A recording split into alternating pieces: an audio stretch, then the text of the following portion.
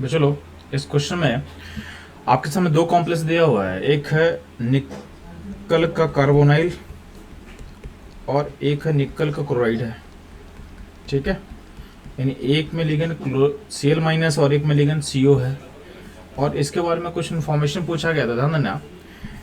निकल कार्बोनाइल में निकल का जो ऑक्सीडेशन स्टेट होगा 0 होगा, यानी निकल का जो कॉन्फ़िगरेशन होगा वो होगा आर्गन 3d8 4s2 होगा।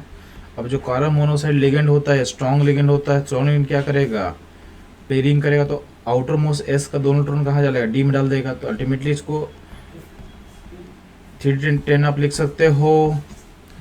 अब आपका जो चारों लिगेंड है वो कहाँ जाएगा, बाहर के S में और बाहर के P में ऑक्यूपाई करेगा, यानी 4s 4p को ऑक्यूपाई करके हाइब्रिडेशन हो जाएगा sp3, सेफ हो जाएगा टेट्राहेड्रल। और आपका सिस्टम होगा डायमैटिक, क्योंकि सारे इलेक्ट्रॉन क्या है, पेयर्ड फॉर्म में है। Cl माइनस जो लिगेंड है इस वाले केस में निकल का ऑक्सीडेशन स्टेट +2 होगा, +2 का कॉन्फ़िगरेशन क्या होता है, आर्गन 3d8। और क्लोरीन लिगेंड कैसा होता है, वीक लिगेंड होता है, पेयरिंग करेगा नहीं, तो आउटर मोस्ट में 4s और 4p में ऑक्यूपाई करेगा, हाइब्रिडेशन sp3 होगा। बट d8 में आपके पास दो इलेक्ट्रॉन क्या होगा, अनपेयर्ड होगा। तो अनपेयर्ड होगा तो ये सिस्टम क्या होगा, ये सिस्टम होगा पारा मैग्नेटिक। यानी आपका जो आंसर होगा NiCl4 is diamagnetic and NiCl4 - 2 is पारा मैग्नेटिक, यानी ऑप्शन 4 करेक्ट होगा। तो बच्चों ये था इस क्वेश्चन का एनालिसिस एंड सॉल्यूशन। मूव करता हूँ नेक्स्ट क्वेश्चन पे। ध्यान दो बच्चों, यहाँ पे आपको पूछा क्या गया है कि आपके पास पोटेशियम का जो लास्ट इलेक्ट्रॉन है उसका चारों क्वांटम नंबर आपसे पूछा गया। तो ध्यान देना, पोटेशियम का जो कॉन्फ़िगरेशन होता है ये होता है आर्गन 4s1, आर्गन 4s1। तो इसका n क्या होगा, इसका n होगा 4। s है तो s का l क्या होता है, 0 होता है, उसका m भी क्या होगा, 0 होगा। और चूंकि सिंगल ड्रोन है तो सिंगल ड्रोन नॉर्मली हम लोग क्या मानते हैं कि अपवर्ड स्पिन में फिलअप होगा, तो इसका जो s होगा, s होगा क्या होगा, प्लस हाफ। तो आपके इस सॉल्यूशन से मैच कौन सा ऑप्शन करेगा, तो आपका जो ऑप्शन 1 है हमारे साथ मैच करेगा, यानी इसका ऑप्शन 1 क्या होगा, करेक्ट होगा। तो बच्चों ये था इस क्वेश्चन का सॉल्यूशन एंड आंसर। मूव करता हूँ नेक्स्ट क्वेश्चन पे। बच्चों इस क्वेश्चन में आपके पास ब्रोमोबेंजीन दिया हुआ है, उसका हम नाइट्रेशन कर रहे हैं कॉन्ग नाइट्रिक एसिड से। तो आपका कंपाउंड एक A बन रहा है, उसके बाद हम उसमें डाल रहे हैं NOH, उसके बाद उसको एसिडिफाई कर रहे हैं तो B फॉर्म कर रहा है। आपसे पूछा गया कि A और B पहचानो। तो ध्यान देना, ब्रोमोबेंजीन में जो ब्रोमीन है वो इलेक्ट्रोफाइल को ऑर्थो एंड पारा पे डायरेक्ट करने की कोशिश करेगा। तो इसमें तीन पॉसिबिलिटी है। तीन पॉसिबिलिटी क्या हो सकता है, या तो आपका जो नाइट्रो है उसको आप ऑर्थो पे जोड़ सकते हो, या तो पारा पर जोड़ सकते हो, या तो दोनों ऑर्थो पारा को भी आप ऑक्यूपाई कर सकते हो। ठीक है, एक पॉसिबिलिटी ये भी है कि कॉन्सेंट्रेशन बहुत ज़्यादा हाई है, तो हाई कॉन्सेंट्रेशन में क्या होगा, आपका जो तीनों पोजीशन उसको ऑक्यूपाई कर सकता है। तो अब आपको देखना है कि कौन सा ऑप्शन आपके लिए करेक्ट होगा। अब ध्यान देना, जब सेकेंड स्टेप में हम लोग NOH डालेंगे तो NOH में होता क्या है, NOH जहाँ भी हाइड्रोजन होगा उसको रिमूव करके उसमें OH लगाएगा। इसका मतलब हाइड्रोजन रिमूव होना चाहिए और OH आना चाहिए। तो आप देखोगे कि कहीं भी अगर ऑर्थो और पारा वाला अगर ऑप्शन लेते हैं तो कहीं भी Br को हटा के OH नहीं लगाया गया किसी भी ऑप्शन में। अगर आप यहाँ पे देखोगे तो यहाँ पारा पे नाइट्रो है, बट यहाँ पे OH यहाँ पे अटैक कर दिया गया, जबकि हम ब्रोमीन को हटा के OH लगाना चाहिए था। यहाँ पे भी देखोगे आप, ऑप्शन A तो ब्रोमीन हटा दिया, इसको हटा दो यहाँ पे, ये तो ऑप्शन करेक्ट होगा ही नहीं। फोर्थ ऑप्शन में क्या है, फिर से यहाँ पे क्या किया गया, दो नाइट्रो जोड़ा तो गया है, बट आप फिर नाइट्रो हटा के OH लगाए, जो कि पॉसिबल नहीं है।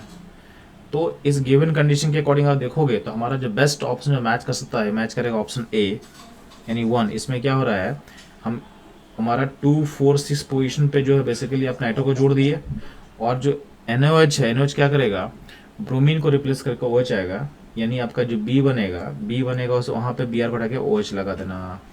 यानी हमारा जो सॉल्यूशन है ऑप्शन A के साथ बेस्ट मैच कर रहा है, तो ये हमारा आंसर होगा। ठीक है, जब भी ऑर्गेनिक केमिस्ट्री का क्वेश्चन दिया रहे तो आपका सबसे पहला की पॉइंट ये होता है कि आपको ऑप्शन को देखना है। ऑप्शन से आपको पता चलेगा कि किस डायरेक्शन में आपको सोचना है, तो बिना ऑप्शन देखे हुए आपको क्वेश्चन को सॉल्व नहीं करना है। ठीक है, तो चलो ये था इस क्वेश्चन का एनालिसिस। मूव करते हैं हम लोग नेक्स्ट क्वेश्चन में। तो चलो यहाँ पे आपके पास स्टेटमेंट 1 दिया हुआ है, इसे बोला हुआ है कि सल्फर को बेसिक मीडियम में डालते हैं तो डिस्प्रोपोर्शनेट करता है। तो सल्फर डिस्प्रोपोर्शनेट करके S-2 NH2O3-2 फॉर्म करता है। ये जो स्टेटमेंट है करेक्ट स्टेटमेंट है। सल्फर एक्चुअली में डिस्प्रोपोर्शनेट करता है इन बेसिक मीडियम और S-2 और H2O3-2 फॉर्म करता है, यानी आपका वन स्टेटमेंट सही होगा। जो सेकंड स्टेटमेंट है ClO4 minus can undergo disproportionation reaction under acidic condition, ये स्टेटमेंट गलत है। गलत इसलिए है कि क्लोरीन जो है, क्लोरीन एटम का मैक्सिमम ऑक्सीडेशन स्टेट +7 होता है, यानी +7 के बियॉन्ड ये शो नहीं करेगा। अब जो ClO4 माइनस है, इसमें क्लोरीन का जो ऑक्सीडेशन स्टेट आएगा +7 आएगा, यानी ClO4 माइनस में यानी पर क्लोरेट आयन में आपका क्लोरीन ऑलरेडी +7 स्टेट में है, तो +7 स्टेट में होगा तो कभी भी डिस्प्रोपोर्शनेशन शो नहीं करेगा, क्योंकि इसका फर्दर ऑक्सीडेशन पॉसिबल नहीं है। ठीक है, तो आपका स्टेटमेंट 2 क्या होगा, इनकरेक्ट, क्योंकि डिस्प्रोपोर्शन के लिए आपका सेम एलिमेंट का ऑक्सीडेशन भी होना चाहिए और सेम का रिडक्शन भी होना चाहिए। तो यहाँ पे मैं बता रहा हूँ कि यहाँ पे जो क्लोरीन एटम है परक्लोरेट आयन का ऑलरेडी अपने मैक्सिमम स्टेट में है, तो उसका फर्दर ऑक्सीडेशन तो होगा नहीं, तो बस ये सिर्फ रिड्यूस हो सकता है। तो अगर ये ऑन दी रिडक्शन शो करेगा तो इसको हम डिस्प्रोपोर्शन के अंदर नहीं डाल सकते हैं, यानी आपका स्टेटमेंट 1 क्या होगा, करेक्ट होगा, और स्टेटमेंट 2 क्या होगा, इनकरेक्ट होगा। तो हमारा जो बेस्ट आंसर जो होगा मैच करेगा, ये होगा थर्ड। तो थर्ड ऑप्शन क्या होगा, करेक्ट होगा। तो भाई चलो, ये था इस क्वेश्चन का एनालिसिस, कॉन्सेप्ट और उसका सॉल्यूशन। मूव करता हूँ नेक्स्ट क्वेश्चन। तो ध्यान देना, यहाँ आपके पास 4 एलिमेंट दिया हुआ है, जहाँ पे 2 एलिमेंट जो है ए और बी सेम पीरियड में है, उसके नीचे का जो ग्रुप का एलिमेंट है सी और डी दिया हुआ है, और आपके पास कुछ स्टेटमेंट दिया हुआ है, बोला है कौन कौन सा स्टेटमेंट करेक्ट होगा। तो ध्यान देना, यहाँ पे ए और बी सेम पीरियड में है, और ए के नीचे सी है और सी के नीचे क्या है, डी है। ठीक है, यहाँ बोला गया सब पे यहाँ पे डैश का सिंबल लगा हुआ, तो डैश हम लोग लगा लेते हैं। तो पहला बोला गया ऑर्डर ऑफ एटॉमिक रेडियस। तो ध्यान ना, जैसे आप पीरियड मूव करते हो रेडियस क्या हो, घटता है, यानी बी और जैसे डाउन द ग्रुप पे मूव करते हो तो रेडियस क्या होता है, बढ़ता है। इसका मतलब ए और सी में से किसका रेडियस बड़ा होगा, तो सी का रेडियस बड़ा होगा। ए और बी में किसका रेडियस बड़ा होगा, तो बी का रेडियस बड़ा होगा। ठीक है, और सी और डी में आपका रेडियस बड़ा किसका होगा, सी का होगा। और डाउन द ग्रुप मूव करते हो तो साइज का जो चेंज है वो ज़्यादा रैपिडली होता है, इसलिए जो डी होगा ए से बड़ा होगा।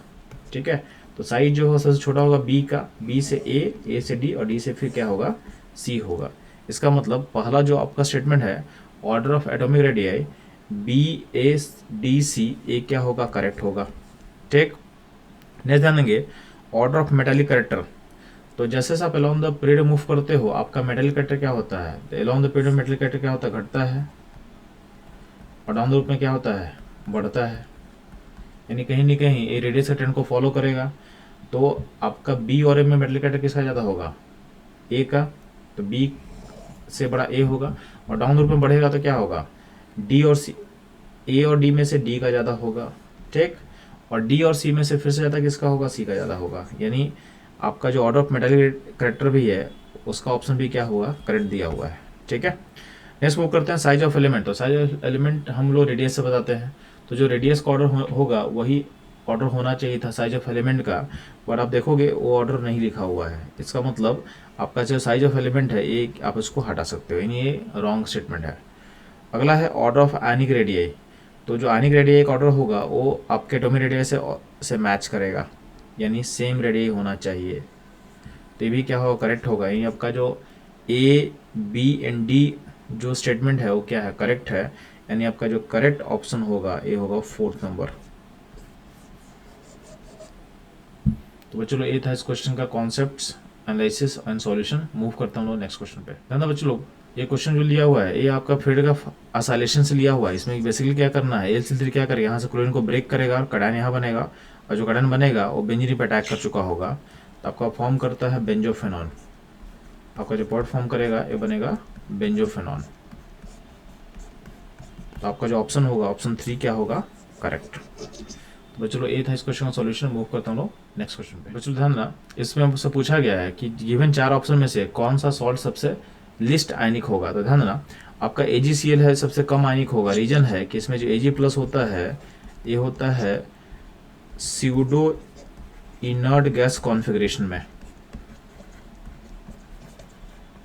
तो स्यूडो इनर्ट गैस कॉन्फ़िगरेशन जिस आयन का होगा, जिस कडायन का होगा उसका सॉल्ट ज़्यादा कोवलेंट कैरेक्टर का होता है, यानी इसमें आयनिक कैरेक्टर का अमाउंट क्या होगा, कम होगा। तो सीडो इनर्ट गैस कॉन्फिगरेशन किसको बोलते हैं? जब आपके आउटर मोस्ट सेल में 18 इलेक्ट्रॉन होगा, जबकि आउटर मोस्ट सेल में क्या होगा, 18 इलेक्ट्रॉन होगा, तो आपका जो सिल्वर का जो कॉन्फिगरेशन होगा ये होगा KR एंड 4D10 होगा। तो 4D10 है मतलब इसमें 4s2 एंड 4p6 ऑलरेडी भर चुके होंगे हम लोग। तो आउटर मोस्ट 4 सेल में कितना इलेक्ट्रॉन हो चुका है? 18 हो चुका है, यानी ये स्यूडो इनर्ट गैस यानी PIG कॉन्फ़िगरेशन बोलते हैं इसको शॉर्ट में लोग। तो मैच कर रहा है मतलब इसका जो आयनिक कटर क्या होगा, लिस्ट होगा, या ऐसे बोल सकते हो इसका कोवेलेंट कटर क्या होगा, हाईएस्ट होगा। ऑप्शन 4 हमारा करेक्ट आंसर होगा। तो बच्चों ये था इस क्वेश्चन का कॉन्सेप्ट, सॉल्यूशन और उसका एनालिसिस। मूव करता हम लोग नेक्स्ट क्वेश्चन पे। ना बच्चों इसमें हम लोग बेंजीन को ट्रीट कर रहे हैं CO in presence of HCl और एनहाइड्रस AlCl3 NCOCl। इसका नाम पूछा गया है, ये बहुत सिंपल आपका एनसीईआरटी नेम बेस्ड रिएक्शन है। इस रिएक्शन का नाम होगा Gattermann Kochi reaction. Option A आपका करेक्ट होगा। क्वेश्चन बहुत इजी था, एनसीईआरटी नेम रिएक्शन पे बेस्ड था, क्वेश्चन कभी गलत नहीं होना चाहिए ऐसा क्वेश्चन आपसे। तो बच्चों लोग मूव करते हैं नेक्स्ट क्वेश्चन पे। तो ध्यान देंगे आपके सामने यहाँ पे कुछ एक इन्फॉर्मेशन दिया हुआ है।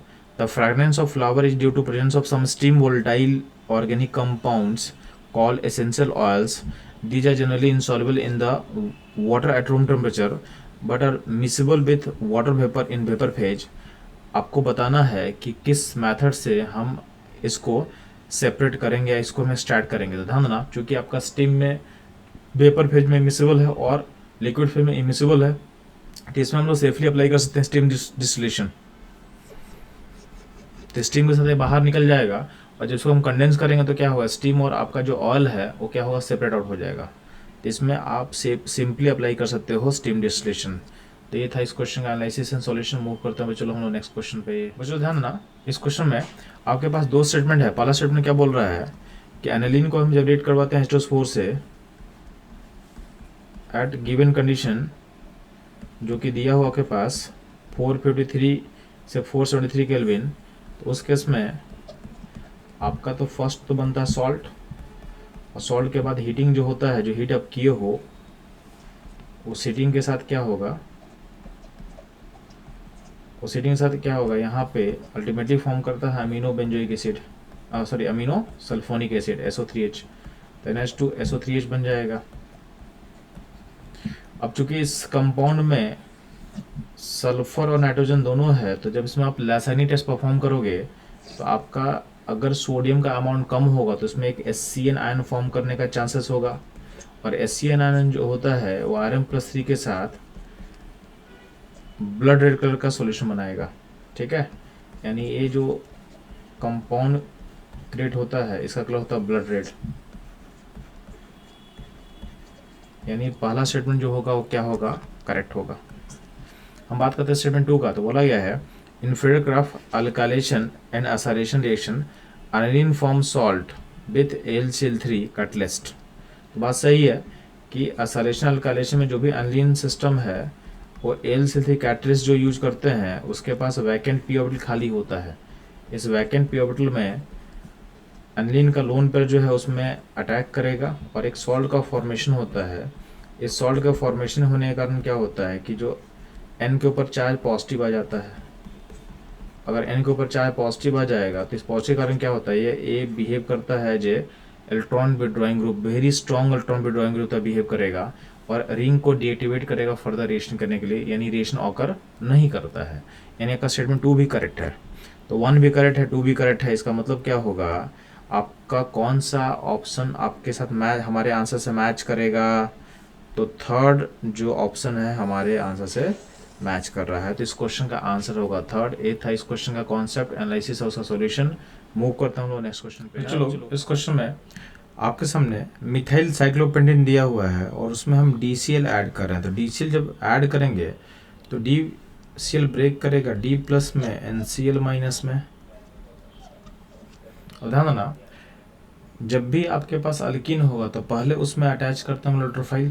तो इसमें होता क्या है कि इसमें आपका D+ अगर मान लेते हैं कि ऊपर से अगर अल्कीन पे अप्रोच करेगा तो क्लाउड ऊपर की तरफ शिफ्ट करेगा, मिथाइल जो है नीचे की तरफ मूव करने की कोशिश करेगा और H नीचे मूव करने की कोशिश करेगा।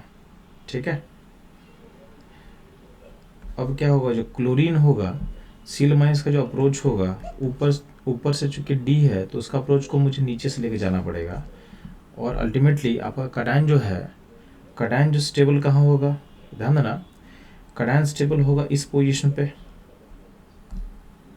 यहाँ पे। तो मुझे सीएल को यहीं पे जोड़ना होगा। तो यानी जिधर से डी का अप्रोच होगा उसके रिवर्स साइड से हमारा सीएल का अप्रोच होगा। तो आपका जो वर्ड फॉर्म करेगा, तो डी अगर ऊपर से अप्रोच किया है तो उसे नीचे एच लिखेंगे, और सीएल का अप्रोच नीचे के साइड से होगा, और यहाँ का मिथाइल को ऊपर हम दिखाएंगे। तो हमारा जो पॉइंट होगा, पॉइंट ऑप्शन 4 के साथ मैच करेगा, यानी इसका करेक्ट आंसर होगा 4। तो बच्चों ये था इस क्वेश्चन का कॉन्सेप्ट, एनालिसिस और सॉल्यूशन। मूव करता हूँ लोग नेक्स्ट क्वेश्चन। बच्चों आपके सामने यहाँ पे 4 स्टेटमेंट दिया हुआ है। तो पहला स्टेटमेंट क्या बोला हुआ है कि Mn2O7 is all at room temperature, A statement correct होता है। जो सेकंड स्टेटमेंट है V2O4 react with Ac2 gives VO2+2, तो यहाँ पे इनकरेक्ट है। जब भी V2O4 रिएक्ट करता है ऐसे से तो बनता है VO+2, ठीक है। अगला पॉइंट है CRO is a basic oxide. तो क्रोमियम का जो है, क्रोमियम का +2 स्टेट बेसिक होता है, यानी ये करेक्ट ऑप्शन होगा, ठीक है। वहीं अगर क्रोमियम का +3 से +5 स्टेट होता, +3 से +5 स्टेट, तो ये होता एम्फोटरिक, और क्रोमियम का +6 स्टेट होता तो होता है एसिडिक, ठीक है। तो आपके सी ऑप्शन में CRO is a basic oxide, यानी यहाँ +2 स्टेट है, यानी ये सही होगा, ठीक है। तो ए सही होगा, सी सही होगा। V2O5 does not react with acid, ये गलत है, क्योंकि V2O5 का नेचर एम्फोटरिक होता है। एम्फोटरिक का मतलब क्या होगा, ये एसिड बेस दोनों से रिएक्ट कर सकता है, यानी आपका जो डी ऑप्शन होगा वो गलत हो जाएगा। तो आपका जो ए और सी स्टेटमेंट क्या है, सही है। अब ए और सी स्टेटमेंट मेरे किस ऑप्शन से मैच कर रहा है, तो 4th नंबर ऑप्शन से मैच करेगा, यानी इस क्वेश्चन का जो आंसर होगा 4th होगा। तो ये था इस क्वेश्चन का कॉन्सेप्ट, एनालिसिस और सॉल्यूशन। मूव करता हूँ वो, चलो नेक्स्ट क्वेश्चन पे। चलो यहाँ पे आपके सामने 4 स्टेटमेंट दिया हुआ है, तो आपके सामने ध्यान देना। पहला स्टेटमेंट क्या बोल रहा है कि all group 16 form oxides of general formula EO2 and EO3, ठीक है। तो ये स्टेटमेंट जो होगा सही होगा, और ये सारा ऑक्साइड एसिडिक होता है, ये भी सही है। इसमें बोला गया बी स्टेटमेंट में TeO2 is an oxidising while SO2 is reducing, सही है, क्योंकि SO2 जो होता है अपने +4 से कहा जाता है +6 में, और खुद को ऑक्सीडाइज करेगा और बिहेव करेगा रिड्यूसिंग एजेंट। TO2 जो होता है +4 स्टेट यहाँ पे है। अब चूंकि इसके आउटर मोस्ट में क्या होता है, 4f सेल सब सेल ऑलरेडी फिलअप होता है इसके अंदर में, तो इसमें due to inert pair effect बोल सकते हो, ये इसका जो +4 स्टेट है उतना स्टेबल नहीं होता है, तो खुद को ये कहाँ भेजना चाहेगा, +2 स्टेट में भेजना चाहेगा। तो due to poor shielding of 4f and यानी F एंड D इलेक्ट्रॉन का पोर स्लिंग कारण क्या होगा, आउटर मोस्ट सेल पे अट्रैक्शन बढ़ेगा, तो हाइयर ऑक्सीडेशन स्टेट का स्टेबिलिटी क्या होगा, घटेगा। तो घटेगा तो क्या होगा, खुद को लोअर स्टेट में भेजना चाहेगा। इसका मतलब इसका नेचर ऑक्सीडाइजिंग होगा, यानी आपका बी भी सही है, यानी ए और बी दोनों सही होगा, ठीक है। सी ऑप्शन में क्या बोला हुआ है, the reducing property of H2SO2Te, यानी ग्रुप 16 का हाइड्राइड का रिड्यूसिंग प्रॉपर्टी डाउन द रूप में घटेगा। तो ये गलत है। गलत क्यों है, क्योंकि H2S से H2T जब मूव करते हो तो बॉन्ड स्ट्रेंथ डिक्रीज करता है, तो बॉन्ड स्ट्रेंथ डिक्रीज करेगा तो बॉन्ड तोड़ना क्या होगा, इजी हो जाएगा। तो उसके इसमें रिड्यूसिंग जो प्रॉपर्टी है वो क्या होता है, इंक्रीज करता है। रिड्यूसिंग प्रॉपर्टी इंक्रीज करना चाहिए, इसलिए आपका जो है सी ऑप्शन यानी सी स्टेटमेंट क्या होगा, इनकरेक्ट होगा। Ozone molecule contain 5 lone pair, तो ओजोन का फिगर ऐसा होता है बच्चों लोग, तो यहाँ पे 3 लोन पेयर यहाँ पे है इस आइटम पे, यहाँ पे 1 लोन पेयर, यहाँ पे 2 लोन पेयर है। इसको ऐड करो तो कितना हो जाएगा, टोटल 6 लोन पेयर हो जाएगा, यानी यहाँ पे 6 होगा तो यहाँ पे 5 लिखा हो तो ये गलत हो जाएगा। तो आपका statement A and B correct है। इसके हिसाब से ऑप्शन जो 4 होगा, 4 हमारे साथ मैच करेगा, यानी 4 इसका करेक्ट आंसर होगा। तो बच्चों लोग ये था इस क्वेश्चन का कॉन्सेप्ट, एनालिसिस और सॉल्यूशन। मूव करता हूँ नेक्स्ट क्वेश्चन पे। बच्चों लोग इस क्वेश्चन में आपके सामने एक रिएक्शन दिया हुआ है जिसमें गैस ए ब्रेक करा बी और सी में, उसका बैलेंस इक्वेशन दिया हुआ है, और आपको इस इक्वेशन का Kp अल्फा और इक्विलिब्रियम का जो प्रेशर P है उसमें रिलेशन पता करना है। तो ध्यान देना, इस क्वेश्चन को हम सॉल्व कैसे करते हैं। तो सबसे पहले आप इक्वेशन लिख लो, A गिव्स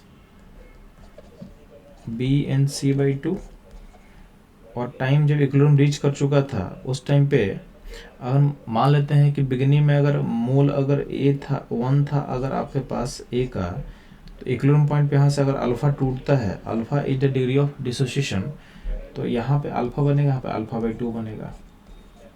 तो ये हो गया इक्विलिब्रियम पे, यानी इक्विलिब्रियम पॉइंट टाइम टी पे आपके मोल का अमाउंट्स। अब मुझे इसको लिंक करना है इक्विलिब्रियम के प्रेशर से, तो इस टाइम का जो प्रेशर था उसको पी बोला गया। तो हमको हर गैस का इक्विलिब्रियम पॉइंट पार्शियल प्रेशर निकालना पड़ेगा। पार्शियल प्रेशर कैसे पता चलेगा, तो हमको इक्विलिब्रियम पे सारे का मोल फ्रैक्शन पता होना चाहिए। तो मोल फ्रैक्शन कैसे पता करेंगे, तो जो गिवन मोल है उसमें से उसको हम डिवाइड करेंगे टोटल मोल से, तो इन सारे को ऐड करके हम टोटल मोल पता कर सकते हैं। टोटल मोल कितना होगा, तो टोटल मोल हो जाएगा सिस्टम का 1 + अल्फ़ा/2। अब इस टोटल मोल से हम सारे मोल को डिवाइड करते हैं तो मोल फ्रैक्शन क्या हो जाएगा, 1 - अल्फ़ा डिवाइडेड बाई 1 + अल्फ़ा/2। यहाँ पे अल्फ़ा 1 + अल्फ़ा/2, अल्फ़ा/2 डिवाइडेड बाई 1 + अल्फ़ा/2। अब क्या करना, सारे मोल फ्रैक्शन को पी से मल्टीप्लाई कर दोगे तो उसका पार्शियल प्रेशर मिल जाएगा। तो ये सारे को हम लोग पी से मल्टीप्लाई कर दे रहे हैं, तो यहाँ भी पी है, यहाँ भी पी है, यहाँ भी पी है, तो ये सारे का पार्शियल प्रेशर हो गया।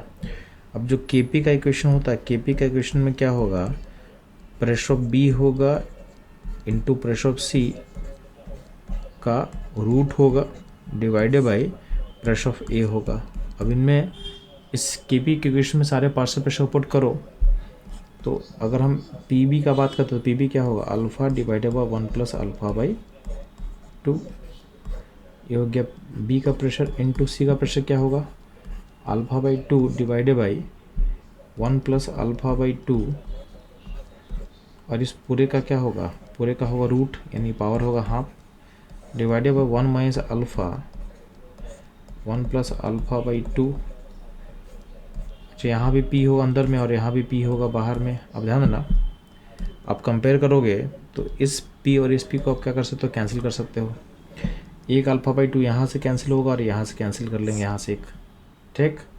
तो ऊपर में जो है अगर आप देखोगे पी का पावर अल्टीमेटली कितना बचेगा, तो पी का पावर बचेगा आपके एक्सप्रेशन में, पी का पावर हाफ बचने वाला है, ठीक है।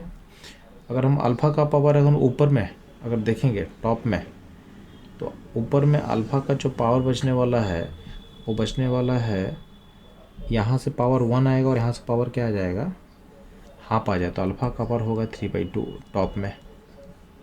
नीचे वाले एक्सप्रेशन में 1 - अल्फ़ा बचेगा, और यहाँ पे जो है 1 + अल्फ़ा/ जो 2 है उसका पावर हाफ बचेगा, यानी रूट बचेगा, ठीक है। तो आपके पास एक्सप्रेशन इस तरीके का बना हुआ है, और यहाँ से यहाँ पे ये जो यहाँ पे √2 है, उस √2 को हम यहाँ दिखा सकते हैं, यानी यहाँ पे एक √2 है, तो √2 एक्स्ट्रा बचा हुआ, तो इस 2 को जब इधर लेके जाओगे तो और इस 2 को बाहर निकालोगे तो अल्टीमेटली यहाँ पे भी अल्फ़ा/3/2 ऊपर रहेगा, पी बाई का रूट रहेगा, 1 - अल्फ़ा रहेगा, और 2 को ऊपर लो तो क्या होगा, यहाँ 2 + अल्फ़ा हो जाएगा, और पावर हाफ रहेगा, और नीचे भी क्या हो, √2 होगा, और यहाँ भी √2 होगा। ये √2 आपस में क्या करेगा, कैंसिल कर लेगा, तो आपका जो एक्सप्रेशन है कुछ इस तरीके का फॉर्म कर गया।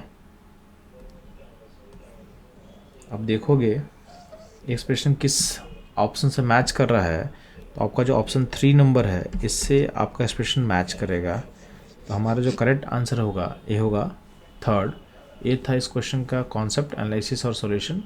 चलो मूव करें हम लोग नेक्स्ट क्वेश्चन पे। बच्चों इस क्वेश्चन में आपके सामने कुछ एरोमेटिक रिंग्स दिया हुआ है, आपसे बोला गया है इनको इलेक्ट्रोफिलिक सब्स्टिट्यूशन रिएक्शन के रेट के अकॉर्डिंग अरेंज करना होता है। ध्यान देना, जो आपका बेंजीनिंग इलेक्ट्रॉन रिच होगा उसमें रेट क्या होता है, फास्टर होता है। तो ध्यान देंगे जो बेंजीनिंग है उसके बाद बी में क्या है, उसमें CH3 ग्रुप लगा दिए। CH3 ग्रुप जो होता है +M यानी इलेक्ट्रॉन राउंडिंग ग्रुप होता है।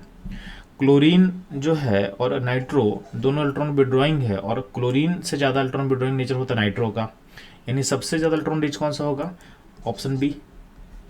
उसके बाद होगा ए। अब क्लोरीन और नाइट्रो दोनों इलेक्ट्रॉन विड्रॉइंग है, जिसमें नाइट्रो का विड्रॉइंग पावर हाई है, तो नाइट्रो वाला जो रिंग है ज़्यादा इलेक्ट्रॉन डेफिशिएंट होगा, तो उसमें इलेक्ट्रोफाइल का अटैक क्या होगा, स्लो होगा। तो आपका ऑप्शन जो होगा इस तरीके से सोच सकते हो आप, तो बी ए सी डी यानी आपका बी ऑप्शन होगा करेक्ट। तो बेसिकली आपको बस ये पता होना चाहिए था कि जो भी ग्रुप अटैच है बेंजीन से उसका नेचर इलेक्ट्रॉन डोनेटिंग है कि विड्रॉइंग है, और विड्रॉइंग है तो किसका पावर ज़्यादा हाई है, उसके अकॉर्डिंग आप रेट को अरेंज कर सकते हो। तो बच्चों ये था इस क्वेश्चन का कॉन्सेप्ट, एनालिसिस और सॉल्यूशन। मूव करते हैं हम लोग नेक्स्ट क्वेश्चन में। बच्चों इस क्वेश्चन में आपके सामने एक मिक्सचर दिया हुआ है जिसमें कैल्शियम कार्बोनेट है एंड मैग्नीशियम कार्बोनेट है, और इस मिक्सचर का जो टोटल वेट है ये 2.21 ग्राम दिया हुआ है। बोला गया इसको जब हीट करते हैं तो कुछ गैसेस बाहर निकलेगा। गैसेस बाहर क्या निकलेगा, तो कैल्शियम कार्बोनेट का ब्रेकेज से कैल्शियम ऑक्साइड प्लस CO2 बनता है, तो CO2 गैस बनेगा, प्लस यहाँ पे MgON CO2 बनेगा। तो जो CO2 गैस बाहर गया उसके कारण क्या होगा, कुछ वेट डिक्रीज करेगा।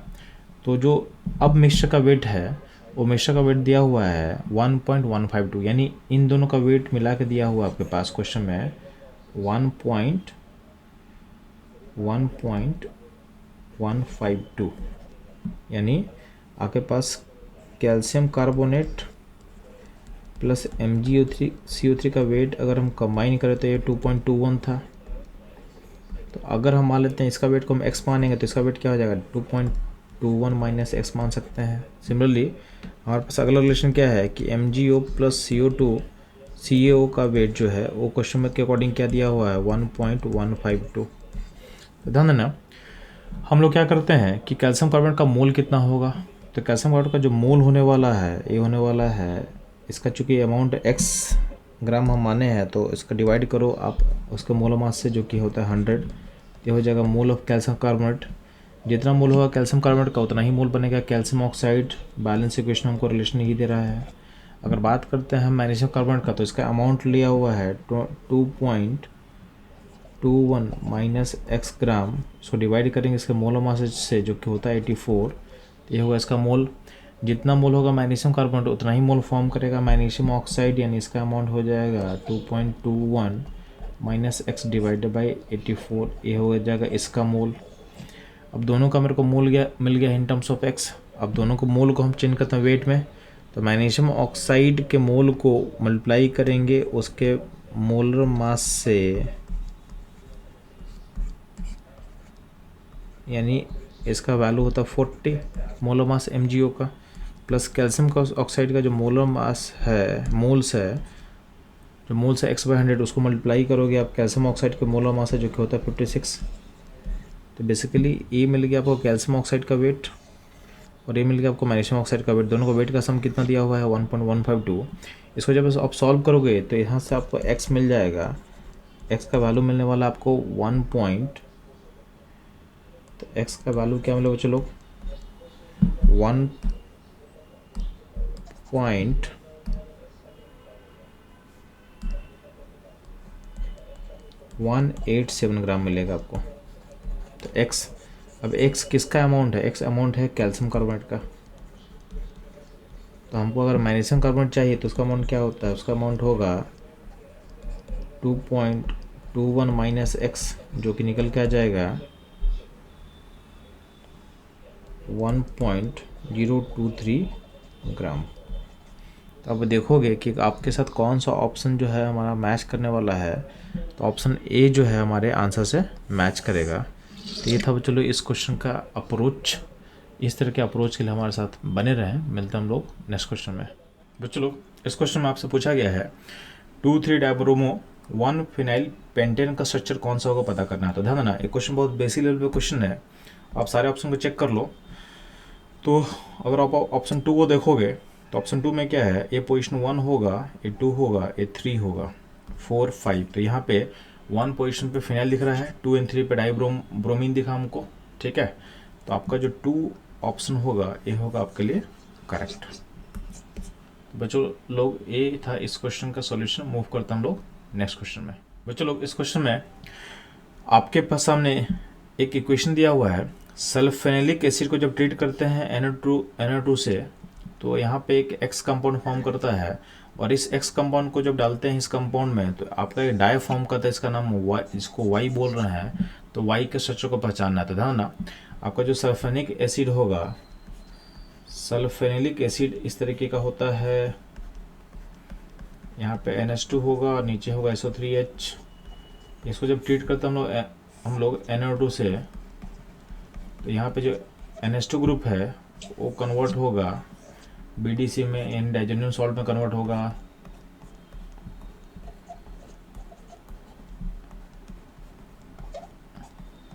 अब क्या होगा, ये हो गया आपका कंपाउंड X।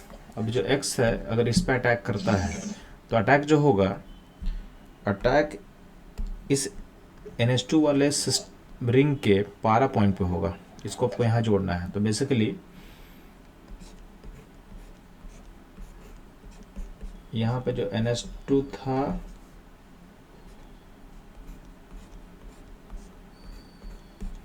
इसके पारा पॉइंट, इस पॉइंट पे आप इसको लिंक करोगे तो आपका सिस्टम कुछ ऐसा बनेगा।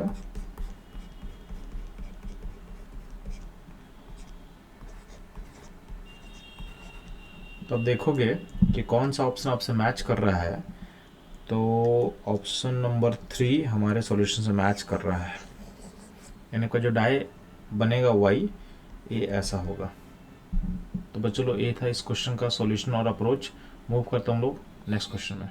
बच्चों लोग इस क्वेश्चन में आपके सामने लिस्ट 1 में कुछ कॉम्प्लेक्स दिया हुआ है और राइट में उसका कॉन्फ़िगरेशन लिखा हुआ है इन टर्म्स ऑफ T2G और EG ऑर्बिटल्स। बोला आपको मैच करने में। तो ध्यान देना, यहाँ पे लेफ्ट में जो भी कॉम्प्लेक्स है उसका लिगेंड है वाटर लिगेंड कैसा होता है, वीक लिगेंड होता है। तो वीक लिगेंड जब भी रहेगा तो आपका जो फिलिंग होगा वो हाई स्पिन फिलिंग होगा। तो मान लेते हैं नीचे T2G सेट है और ऊपर EG सेट है। इसको हम फिलअप करके देखते हैं। तो जो क्रोमियम है, क्रोमियम पहले कॉम्प्लेक्स में +3 स्टेट में है, यानी इसका जो कॉन्फ़िगरेशन होगा आर्गन 3D3 होगा। तो 3D3 का फिलअप आप कैसे करोगे, तो जो भी इलेक्ट्रॉन आपके पास है वो कहाँ जाएगा, वो जाएगा T2G में, यानी EG में 0 इलेक्ट्रॉन है। तो आपका जो ऑप्शन मैच करेगा, ये ऑप्शन मैच करेगा हमारा A का 2 मैच करेगा। T2G में 3 इलेक्ट्रॉन होगा, EG में 0, यानी A का जो 2 है वो करेक्ट मैच होगा। A का 2 है करेक्ट मैच होगा। इसका मतलब है A का 2 एक ही जगह दिया हुआ है थर्ड ऑप्शन में, तो थर्ड आपका बाय डिफ़ॉल्ट क्या हो जाएगा, करेक्ट हो जाएगा। बाकी सबको भी हम लोग एक बार चेक कर लेते हैं। तो Fe सेकेंड कॉम्प्लेक्स में Fe का +3 स्टेट है, यानी होगा आर्गन 3D5। और वीक फील्ड में 3D5 का फिलिंग कैसे करोगे आप, तो 3 इलेक्ट्रॉन T2 में जाएगा और 2 इलेक्ट्रॉन कहाँ जाएगा, आपकी EG में जाएगा।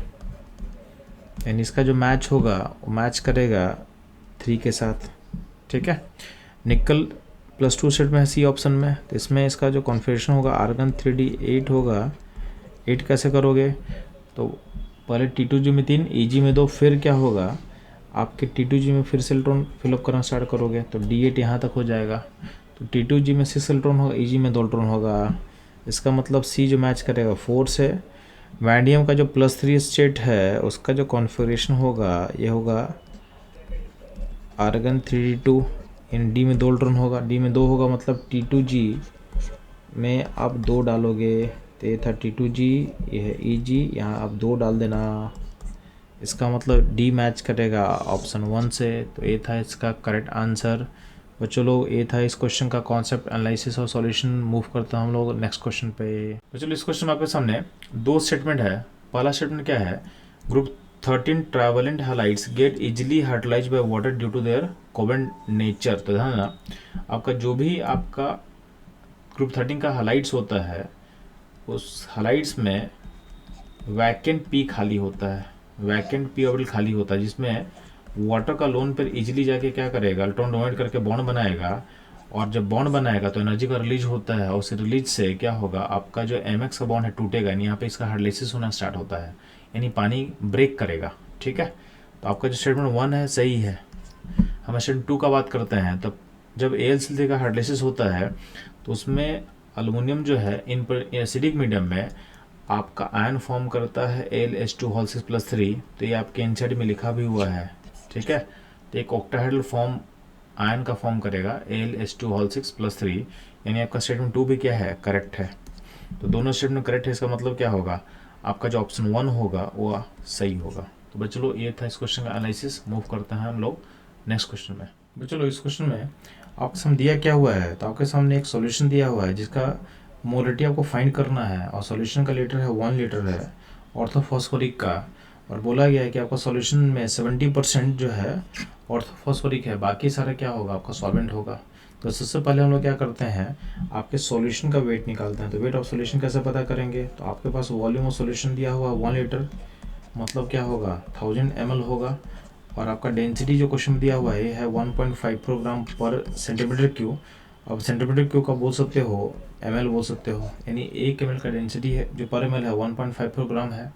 तो अब सॉल्यूशन का वेट कैसे निकालोगे, तो वॉल्यूम इंटू डेंसिटी, वॉल्यूम लोगे ml में, चूँकि डेंसिटी दिया हुआ है आपको ग्राम पर ml में, तो वॉल्यूम होगा 1000, डेंसिटी ले लेंगे 1.54, यानी आपका वेट आ जाएगा 1540 ग्राम।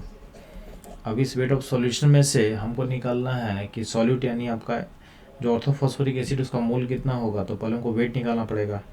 तो जो वेट ऑफ सॉल्यूट होगा यानी H3PO4 का हम बात कर रहे हैं, उसका वेट निकालना पड़ेगा। तो वेट कैसे निकलेगा, तो आपको पता है कि टोटल वेट का 70%, यानी टोटल वेट ऑफ सॉल्यूशन का 70% जो होगा फॉस्फोरिक एसिड। तो इसका आप वेट निकालोगे यानी 1540 का जब 70% निकालते हैं तो वैल्यू आ जाएगा 1078 ग्राम। ठीक है, अब क्या करोगे आप आपको H3PO4 का मोल पता करो। तो मोल कैसे पता करो, तो वेट मिल गया है तो मोल कैसे पता चलेगा, 1078 divided by molar mass of orthophosphoric acid जो कि 98 होता है। तो इसको जब 98 से डिवाइड करते हो तो वैल्यू आ जाएगी 11, यानी आपके सॉल्यूशन में 11 मोल है।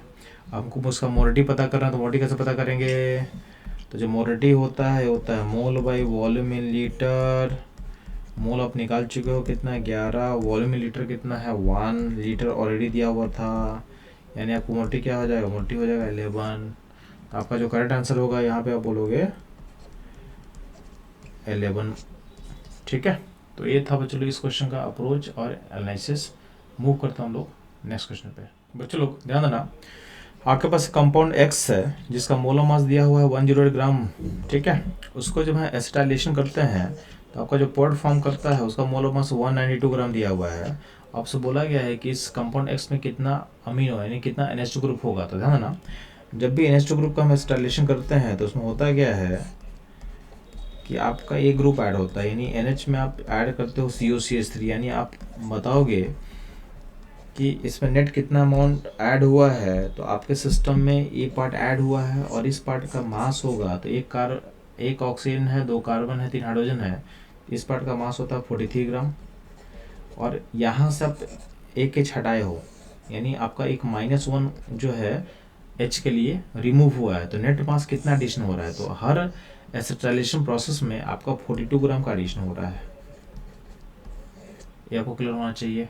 ठीक है, तो हर एसिटाइलेशन प्रोसेस में 2 ग्राम का एडिशन होगा। तो आप देखोगे आपका जो कंपाउंड X है उसका मास था 108 और आपका जो पॉड P बना है उसका मास है 192। दोनों के मास का बीच का डिफरेंस कितना है 84। तो 84 में ध्यान देना 42 मास कितने बार रिपीट हुआ है, तो ध्यान देना, तो 42 मास रिपीटेशन के लिए हम क्या करेंगे 84 को डिवाइड करेंगे 42 से, तो ये आंसर आएगा 2, यानी इसमें 2 बार 42 ऐड हुआ है, यानी इसका मतलब इसमें 2 बार एसिटाइलेशन हुआ होगा। और आपको पता है कि एक NH2 एसिटाइलेशन आप एक बार कर पाओगे, तो यहाँ पे अगर 2 बार एसिटाइलेशन प्रोसेस हुआ है तो यहाँ पे यानी इस फिगर में 2 NH2 होगा। तो आपके सिस्टम में अमीनो ग्रुप का जो नंबर होगा ये होगा 2 होगा। तो आपका आंसर क्या होगा, चलो इसका आंसर होगा 2। तो चलो ये था इस क्वेश्चन का analysis, process and solution. Next move करते हैं हम लोग अगले क्वेश्चन पे। बच्चों आपके सामने एक फर्स्ट ऑर्डर रिएक्शन दिया हुआ है और उस रिएक्शन में आपसे पूछा गया है कि इसका T50% और T90% में रिलेशन क्या होगा, और आपको ये पता करना है कि T90% का वैल्यू क्या होगा। आपको गिवन दिया हुआ है T50% का जो अमाउंट है, यानी जो T50% का वैल्यू है वो दिया हुआ है 120 मिनट्स। तो ध्यान देंगे आप, ध्यान देना सबसे पहले क्या करना, फर्स्ट ऑर्डर काइनेटिक्स का जो रिलेशन उसको लिख लेते हैं KT इक्वल टू क्या होगा 2.303 log R naught by R T. अब इस इक्वेशन में अगर हम टी 50% यूज करेंगे तो के टी 50% इक्वल टू क्या होगा 2.303 log R note, R T का वैल्यू हो जाएगा आर नोट बाई 2। तो आर नोट कैंसिल करके 2 ऊपर आ जाएगा, तो ये कैंसिल करके 2 जो है उसको ऊपर भेज सकते हो आप लोग। तो अल्टीमेटली वैल्यू हो जाएगा 2.303 लॉग 2 हो सकता है। ठीक है, तो टी 50% इक्वल टू क्या हो जाएगा 2.303 बाई के लॉग 2 हो गया। हम बात करते हैं इसी क्वेश्चन में टी 90% यूज करेंगे, तो टी 90% अगर डालते हैं इसमें तो इक्वल टू होगा 2.303 log R naught by 0.1 R naught time t पे बचेगा। तो अल्टीमेटली ये हो जाएगा 2.303 लॉग 10 हो जाएगा, जिसका वैल्यू क्या होता है 1। तो 2.303 आपके पास की के इंटू टी 90% है, तो टी 90% कितना हो बच्चे लोग, तो टी 90% होने वाला है 2.303 बाई के। ठीक, तो यानी इस वैल्यू को हम बोल सकते हैं टी 90%। तो आपको क्या करना है, टी 90% इस वैल्यू को हम लिख सकते हैं टी 90%, यानी क्या होगा टी 50% एंड टी 90% इंटू क्या होगा लॉग 2 हो जाएगा। अब आपके पास लॉग 2 का वैल्यू कितना होता है, लॉग 2 वैल्यू होता है 0.303। तो इसको मैं सॉल्व करने के लिए ऊपर लेके जाता हूँ, तो टी 50% के वैल्यू को डिवाइड करेंगे किससे, तो 0.3010 से। तो टी 90% इक्वल टू होगा टी 50% जो कि दिया हुआ था 120 मिनट से, उसको डिवाइड करेंगे हम लोग इससे 0.3010 से। तो ये वैल्यू निकल के नियरली आ जाएगा 398.67। तो इसका जो नियरेस्ट इंटीजर आएगा ये इंटीजर आएगा 399। तो इस क्वेश्चन का जो आंसर होगा, ये आंसर होगा 399 मिनट्स इन नियरेस्ट इंटीजर। तो बच्चों ये था इस क्वेश्चन का एनालिसिस, उसके सॉल्व करने का प्रोसेस। तो बच्चों इस तरह के क्वेश्चन के इंटरेस्टिंग सॉल्यूशंस के लिए हमारे साथ जुड़े रहे। मिलते हैं हम लोग अगले क्वेश्चन पे। बच्चों लोग आपके सामने एक डायटोमिक मॉलिक्यूल लिखा हुआ है, उसका डायपोल मोमेंट कितना दिया हुआ 1.2d दिया हुआ है, और बॉन्ड डिस्टेंस दिया हुआ उसके बीच का 1 एंगस्ट्रॉम। तो बोला गया है उसका फ्रैक्शन चार्ज जो ईच एटम में होगा उसका वैल्यू बताना है इन टर्म्स ऑफ 10 ESU। तो ध्यान देंगे, अगर हमारे पास मॉलिक्यूल ए बी होगा तो यहाँ पे जो फ्रैक्शन चार्ज अगर डेल्टा का टर्म हम लिख दें तो इसके बीच का डायपोल मोमेंट होगा पी, उसका वैल्यू होगा delta into a bond length. और डायपोल मोमेंट आपको लिखा हुआ ऑलरेडी दिया हुआ क्वेश्चन में 1.2d होता है, तो 1.2d बाय, अब डी वाई के वैल्यू को पुट कर दो in terms of ESU in centimetre. तो ये वैल्यू हो जाएगा 10⁻18, यानी 1.2 तो रहेगा साथ में। ठीक है, तो 1.2 इंटू 10⁻18 ESU सेंटीमीटर। अब जो आपके पास बॉन्ड लेंथ है 1 एंगस्ट्रॉम, उसको चेंज करो सेंटीमीटर में, 10⁻8 होगा। इसको इक्वेट कर दिए इससे, तो आपका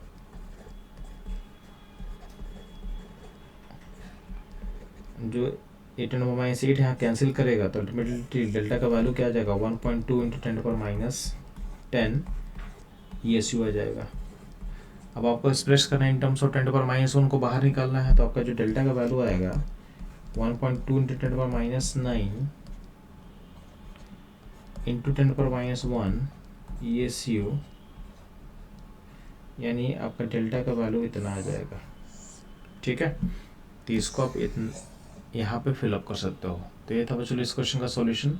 मूव करते हम लोग नेक्स्ट क्वेश्चन पे। बच्चों लोग आपके सामने कुछ सब्सटेंसेस का कंडक्टिविटी का वैल्यू दिया हुआ है, आपको पहचाने इसमें कौन सा कंडक्टर होगा। तो ध्यान देना, क्वेश्चन पूरा डेटाबेस है, तो डेटा को हम लोग लेके इसका आंसर बता रहे हैं। तो ऐसा क्वेश्चन जो है एक्सपेक्टेड नहीं होता जेएमएन में, तो बस डेटा के अकॉर्डिंग बता देना आपको। ये पहला जो डेटा है सोडियम से मैच करेगा। ठीक है, नेक्स्ट जो डेटा आपके पास दिख रहा है ये 1.2 इंटू 10 जो है ये मैच करेगा आपके ग्रेफाइट से। तो ये सारा कंडक्टर्स है उसको हम लोग बताते जा रहे हैं। अगला जो 3.1 है वो डाटा मैच करता है HCl के सॉल्यूशन से। और नेक्स्ट डेटा जो आपका पास कंडक्टर होगा वो होगा आयरन का डेटा जो 1 × 10³ दिया हुआ है। जितना भी डेटा यहाँ दिया हुआ है ये है आपके साइमन मीटर इनवर्स में। तो यहाँ पे आपके पास 4 ऐसे मेटल हैं जो कि कंडक्टर की तरह बिहेव कर सकते हैं। इसका आंसर होगा 4। बच्चों ऐसे क्वेश्चन एक्सपेक्टेड नहीं होते जेईई में, और नहीं मैं एक्सपेक्ट करता हूँ कि आप इस डेटा को याद करो। तो कभी कभी जेईई ऐसा क्वेश्चन दे सकता है, बट ऐसा नॉर्मली ऐसा नहीं आना चाहिए। तो बच्चों लोग मूव करते हैं हम लोग अगले क्वेश्चन पे। बच्चों लोग इस क्वेश्चन में आपसे पूछा गया है कि जब आप मोनोक्लोरेशन करते हो 2-methyl-butane का, तो आपका टोटल नंबर ऑफ प्रोडक्ट कितना फॉर्म करेगा। यानी आपको इसमें आपको आइसोमर्स को काउंट करके बताना है। तो ध्यान देंगे आप कि 2-methyl-butane का जब हम मोनोक्लोरेशन करेंगे तो आपको देखना है कि कहाँ कहाँ पे क्लोरीन जुड़ सकता है। तो ध्यान देना, तो मैं आपके सामने पोजीशन मार्क कर रहा हूँ जहाँ पे डिफरेंट पॉइंट पॉसिबल है। तो आपका जो पोजीशन 1, ये दोनों पोजीशन 1 की तरह बिहेव करेगा। ये पोजीशन 2 हो सकता है, ये थर्ड पोजीशन हो सकता है, फिर ये फोर्थ पोजीशन हो सकता है। यानी आपके पास 4 इंडिपेंडेंट पोजीशन है जहाँ आपका आउटकम डिफरेंट दिख सकता है। तो हम लोग इसको एक एक करके इसमें क्लोरीन जोड़ते हैं। तो फर्स्ट पोजीशन में अगर हम क्लोरीन जोड़ेंगे तो आपको कंपाउंड कुछ ऐसा दिखेगा।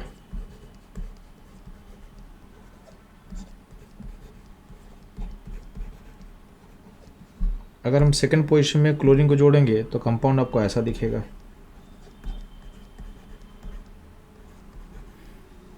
यहाँ जो H है इसको हटा के आपको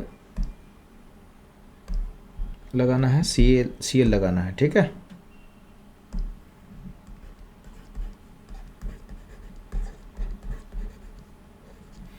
अब थर्ड पोजीशन में Cl को जोड़ो तो आपको कंपाउंड ऐसा दिखेगा।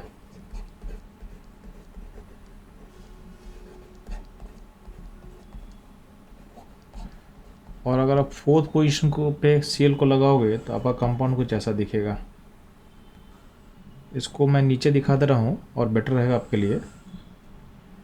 तो फोर्थ पोजीशन का जो कंपाउंड है उसको हम लोग यहाँ ड्रॉ कर लेते हैं। यानी आपके सामने टोटल आपके पास 4 फिगर में बना दिया हूँ। अब हमको चेक करना है इसमें से कौन कौन सा होगा जो ऑप्टिकली एक्टिव पॉसिबल है। इसमें जो पहला कंपाउंड हम ड्रॉ किए हैं जिसको मैं ए बोल दे रहा हूँ, इस ए कंपाउंड में आपके सामने जो मैं स्टार मार्क कर रहा हूँ सेंटर कायरल है। अगर ये कायरल सेंटर होगा तो इसका 2 पॉसिबिलिटी होगा, डी फॉर्म और एल फॉर्म। यानी ए का 2 पॉसिबिलिटी है, ए का डी फॉर्म और ए का एल फॉर्म। जो कंपाउंड सेकेंड हमने ड्रॉ किए हैं इसको मैं बी बोल दे रहा हूँ, बी में कोई भी सेंटर कायरल नहीं है, यानी ए अपने सिंगल फॉर्म में एग्जिस्ट करेगा। ये जो हम लोग सी फिगर ड्रॉ किए हैं, सी फिगर में आप देखोगे तो सी में एक कायरल सेंटर है जिसको मैंने स्टार मार्क कर दिया है। तो इसका भी क्या होगा, इसका डी फॉर्म होगा, इसका एल फॉर्म होगा। यानी सी का भी 2 पॉसिबिलिटी है, सी का डी फॉर्म और सी का एल फॉर्म। जो फोर्थ फिगर हम ड्रॉ किए थे इसको मैं डी बोल दे रहा हूँ, इस डी में कोई भी सेंटर कायरल नहीं है। अब कायरल सेंटर नहीं तो इसमें एक सिंगल फॉर्म एग्जिस्ट करेगा। अब टोटल कंपाउंड में हम काउंटिंग करेंगे तो क्या होगा चलो, तो आपका पास होगा ए का डी फॉर्म, उसको मैं 1 बोल दे रहा हूँ। ए का एल फॉर्म जिसको मैं 2 बोल दे रहा हूँ। बी को मैं 3 बोल दे रहा हूँ। सी का डी फॉर्म को मैं 4 बोल रहा हूँ, सी का एल फॉर्म को मैं 5 बोल रहा हूँ। और डी है, डी के लिए मैं 6 बोल दे रहा हूँ। इन टोटल नंबर ऑफ जो स्ट्रक्चर यानी आइसोमर्स पॉसिबल होगा Cl2 और सनलाइट में, अगर हम 2-methyl-butane को अगर हम ट्रीट करते हैं तो आफ्टर मोनोक्लोरेशन टोटल नंबर जो आइसोमर बनने वाला है इंक्लूडिंग ऑप्टिकल आइसोमर ये होगा 6। आपका आंसर होगा चलो 6 होगा। तो ये था इस क्वेश्चन का सॉल्यूशन एनालिसिस और इस क्वेश्चन को कैसे हम इजीली बना सकते हैं। तो बच्चों लोग इस तरह के इंटरेस्टिंग सॉल्यूशंस के लिए हमारे साथ बने रहें। मिलते हैं हम लोग नेक्स्ट क्वेश्चन में। बच्चों लोग इस क्वेश्चन में आपके सामने एक रिएक्शन दिया हुआ है जिसमें पोटेशियम डाइक्रोमेट रिएक्ट करता है पोटेशियम क्लोराइड के साथ in presence of sulphuric acid. तो जो प्रोडक्ट फॉर्म करेगा उसमें आपका क्रोमियम का ऑक्सीडेशन स्टेट क्या होता है पता करना है।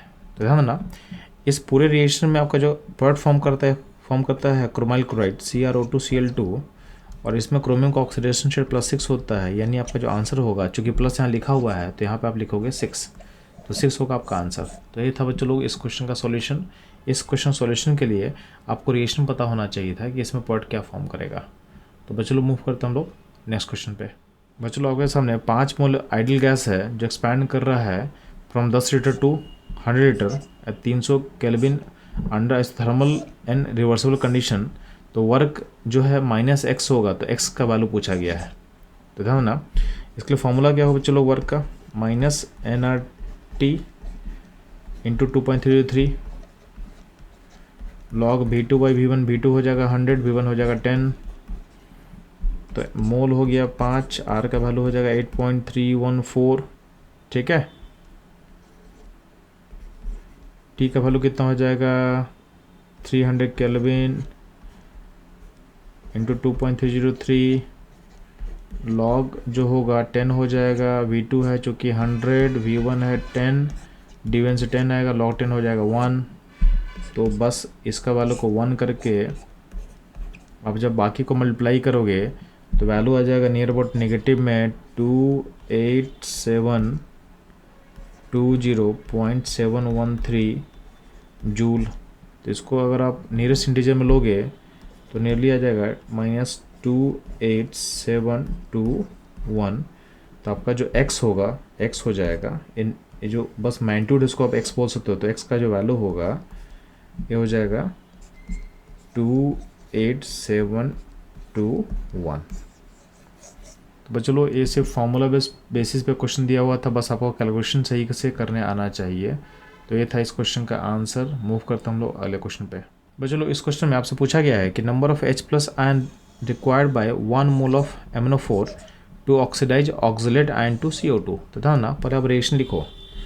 तो रिएक्शन लिखोगे MnO4 माइनस को हम जब ट्रीट करते हैं ऑक्सलेट आयन के साथ इन एसिडिक मीडियम, तो आपका प्रोडक्ट क्या फॉर्म करता है।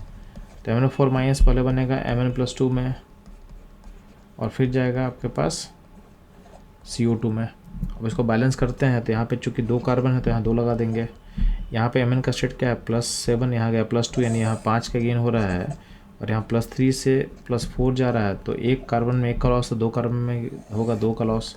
नेक्स्ट स्टेप में हम लोग चलो क्या करेंगे, लॉस गेन को इक्वल करने के लिए 5 को 2 से मल्टीप्लाई करेंगे, तो 2 आप यहाँ भी लिख लो और यहाँ भी लिख लो। और यहाँ पे आप 5 से मल्टीप्लाई करो तो क्या होगा, यहाँ 5 होगा और यहाँ पे क्या हो जाएगा 2 × 5 10 हो जाएगा, ठीक। अब आपके पास इक्वेशन कैसा बन चुका है, तो 2MnO4 minus plus 5C2O4 minus 2 gives 2Mn+2 plus 10CO2। अब लेफ्ट साइड में कितना नेगेटिव है -12, राइट में कितना पॉजिटिव है +4। तो एक आपको चार्ज को बैलेंस करने के लिए लेफ्ट साइड में कितना H को ऐड करना पड़ेगा, तो 16H को ऐड करना पड़ेगा। तो आपको बेसिकली H+ आयन पता करना था। तो ध्यान देना, जब आप 16 H+ आप ले रहे हो तो आपके पास MnO4 का कितना मोल है, 2 मोल है। तो इसका 2 मोल के लिए आपके पास 16 H+ चाहिए। तो 1 मोल के लिए कितना होना चाहिए, चलो तो 1 मोल के लिए होना चाहिए 8 H+। यानी आपका जो करेक्ट आंसर होगा इस क्वेश्चन का होगा 8, यानी आपको लिखना है 8। तो चलो ये था इस क्वेश्चन का आंसर। इस तरह के सॉल्यूशंस के लिए हमारे साथ बने रहें। मिलते हैं हम लोग नेक्स्ट क्वेश्चन पे। बच्चों लोग आपके सामने इस क्वेश्चन में कुछ विटामिन का लिस्ट दिया हुआ है और पूछा गया है इनमें से कौन सा विटामिन हमारे बॉडी में स्टोर होगा। तो ध्यान ना, जो भी विटामिन वाटर सॉल्युबल होंगे हमारे बॉडी में स्टोर नहीं होते हैं, और जो भी विटामिन फैट सॉल्युबल होंगे हमारे बॉडी में स्टोर होंगे। तो हमको बस पता करना है कि इनमें से कौन कौन सा विटामिन होगा जो कि फैट सॉल्युबल होगा, वही हमारे बॉडी में स्टोर होंगे। तो ध्यान देंगे, विटामिन ए, विटामिन डी, ई, के और विटामिन B12 ये सारा हमारे बॉडी में स्टोर होते हैं क्योंकि ये सारे फैट सॉल्युबल विटामिन का लिस्ट में आते हैं। तो आप देखोगे टोटल नंबर कितना होगा, तो 1 2 3 4 एंड 5। इस लिस्ट में 5 ऐसे विटामिन हैं जो हमारे बॉडी में स्टोर होंगे क्योंकि ये फैट सॉल्युबल होते हैं। तो इसका आंसर होगा बच्चों लोग 5। तो बच्चों लोग ये था इस क्वेश्चन का एनालिसिस। इस तरह के एनालिसिस के लिए हमारे साथ जुड़े रहें। मिलते हैं हम लोग नेक्स्ट क्वेश्चन में।